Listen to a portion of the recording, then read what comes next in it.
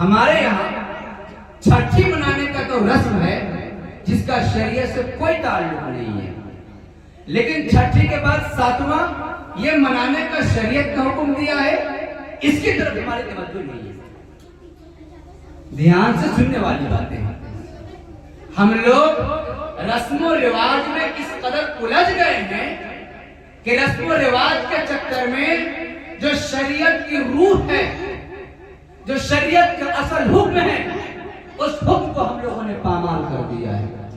جو رسم چھٹی کے نام پر کرتے ہیں، اگر اسے ایک دن بڑھا دیا جائے، اور جو چھٹی میں کھانا کھلانا پلانا ہوتا ہے، اگر اسی کام کو ساتویں کو کر دیں تو اسی کا نام عقیقہ ہو جائے گا۔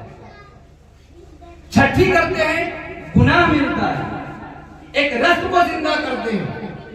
ساتویں کو کریں گے، عقیقہ ہو جائے گا، سلح ادا ہو جائے گی، ثواب ملے گا، مصیبتیں دور ہو جائیں گی۔ رسم و رواج کریں گے، مصیبتیں ہمارے گھروں میں ڈیرا ڈال دیں گی۔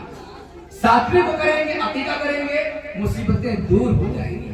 اب بتائیے مسلمانوں کہ ہمارے گھروں میں جو مصیبتیں آ رہی ہیں، تو مصیبتوں کو لانے والے ہم خود ہی تو ہیں۔ جو طریقہ بتایا گیا، اگر اس طریقے پر چلیں گے تو مصیبتیں دور ہوں گی، اور اس طریقے کے خلاف کریں گے تو مصیبتیں ہمارے گھروں میں آئیں گی۔